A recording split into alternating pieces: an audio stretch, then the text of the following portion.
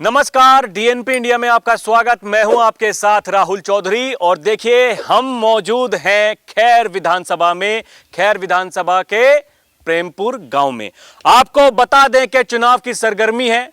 BJP RLD गठबंधन है तो एक तरफ समाजवादी पार्टी और कांग्रेस का गठबंधन है और अभी तक तो ऐसा लगता है कि यहां पर सीधा सीधा जो मुकाबला है इंडिया बनाम एनडीए का है। अभी तक प्रत्याशी घोषित नहीं हुआ है।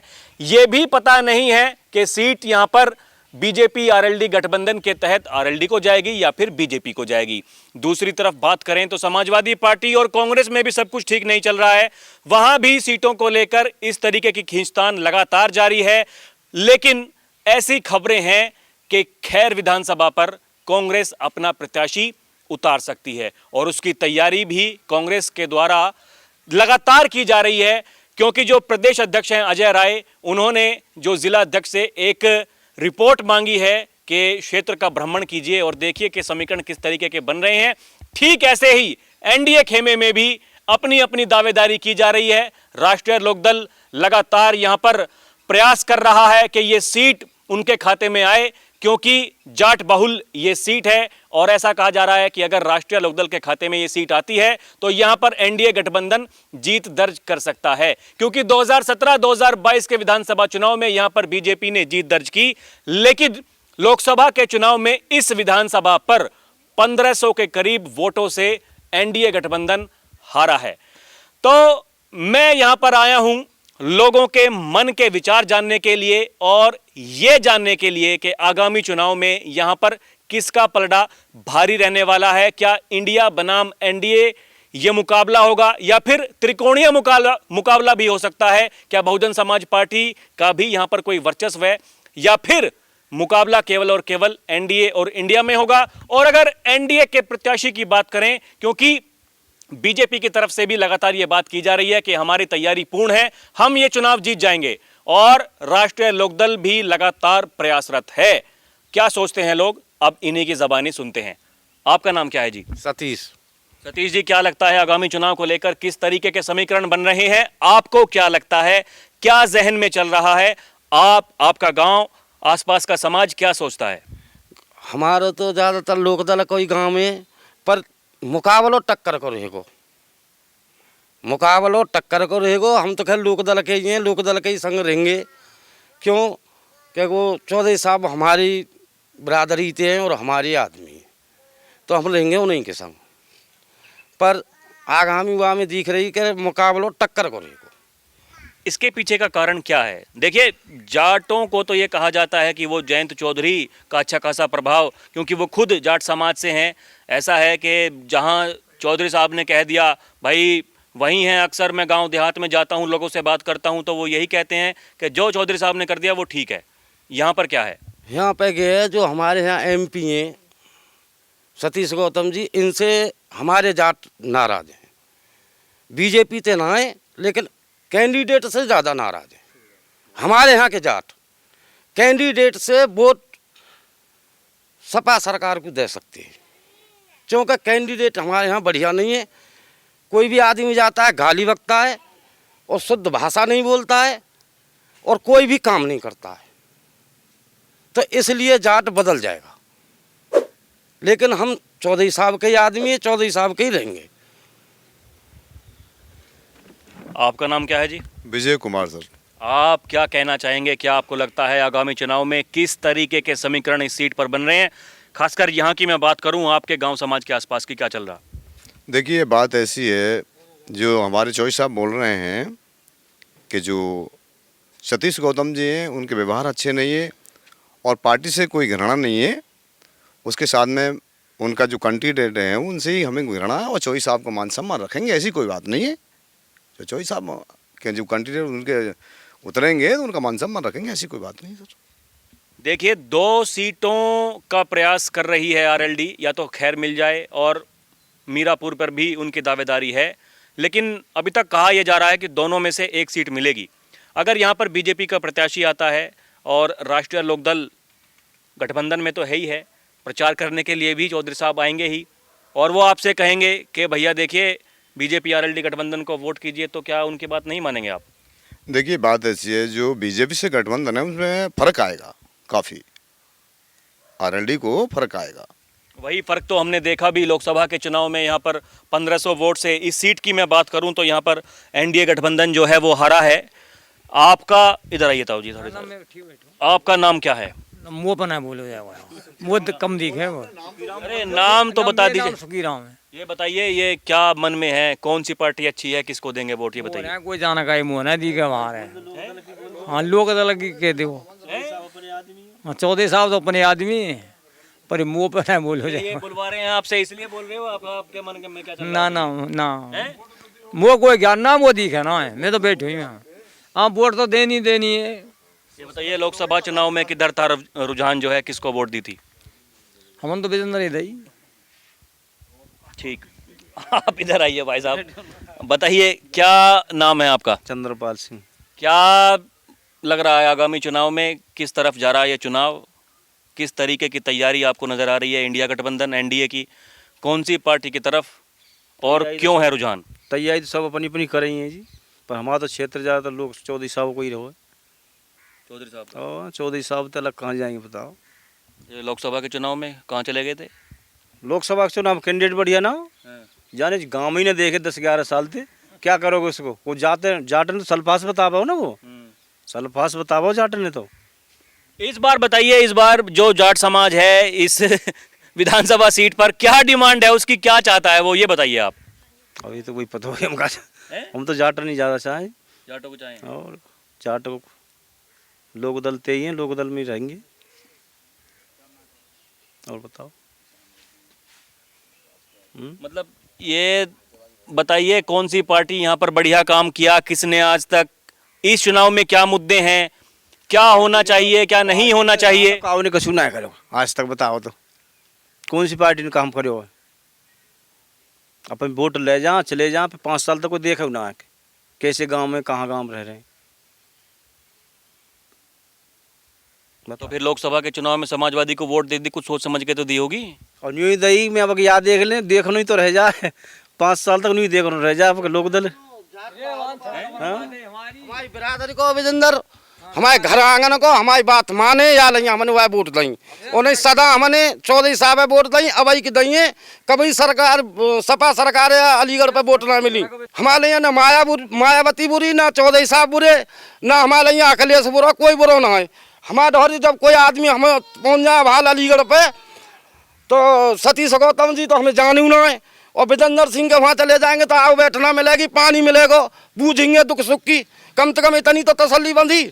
और वो तो बूझ ही ना है, जाटन तो जाटन को जान ही ना है, जाट कौन है, कोई चीज़ ही ना है जाट तो देखिए बीजेपी के जो यहाँ पर प्रत्याशी थे सतीश कुमार गौतम जी, ऐसा कहना है कि उन्होंने सम्मान नहीं दिया जाट बिरादरी को, इसीलिए चिढ़े हुए हैं बीजेपी से। ये जानना ज़रूरी है कि राष्ट्रीय लोकदल को लेकर के क्या कहेंगे। आप बताइए भाई साहब, आपका नाम क्या? रमेश चंद। क्या कहेंगे, चौधरी साहब से भी नाराज़गी है या फिर ये बीजेपी तक ही सीमित है? देखिए ऐसा है, पहले इलेक्शन में और आज के में बहुत अंतर है। पहला इलेक्शन एक क्षेत्र में एक आदमी कहता था, सारे लोग इकट्ठे हो जाते थे। आज हर घर में हर वोटर ये चाहता है कि मेरे पास प्रत्याशी आवे, मेरी इज्जत करे, मुझे जाने। जैसे प्रधानी का इलेक्शन होता है ऐसे ही एमपी एमएलए का हो गया। अब जब तक प्रत्याशी नहीं जानेगा वो आदमी ये चले तो जानता ही नहीं हमको, इसको क्या वोट दें, कुछ ऐसा हो गया है।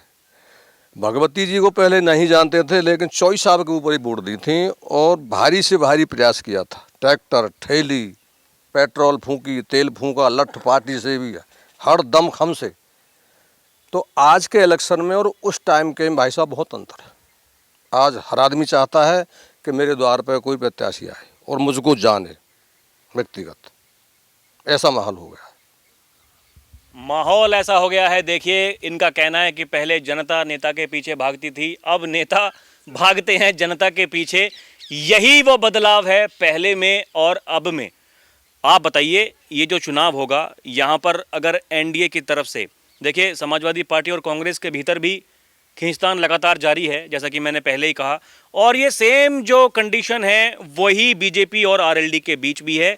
खैर विधानसभा पर आरएलडी भी दावा करती है और खैर विधानसभा पर बीजेपी भी दावा कर रही है। जो यहाँ के विधायक थे, अब सांसद बन चुके हैं, अनूप प्रधान वाल्मीकि जी, उनका ऐसा कहना है कि भैया हमारी तैयारी पूर्ण है, हमने बहुत विकास कार्य किए हैं। कितने विकास कार्य किए हैं?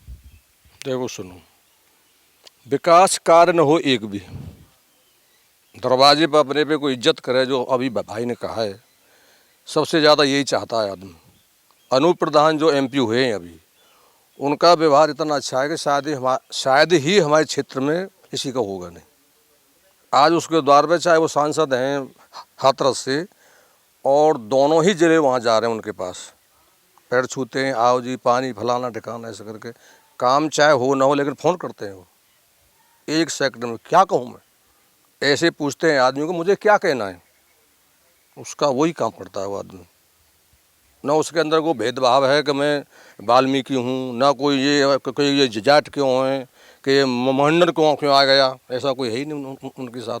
यही वो कारण है कि लगातार 2 योजनाओं में यहाँ से जीत करके गए। करके गए।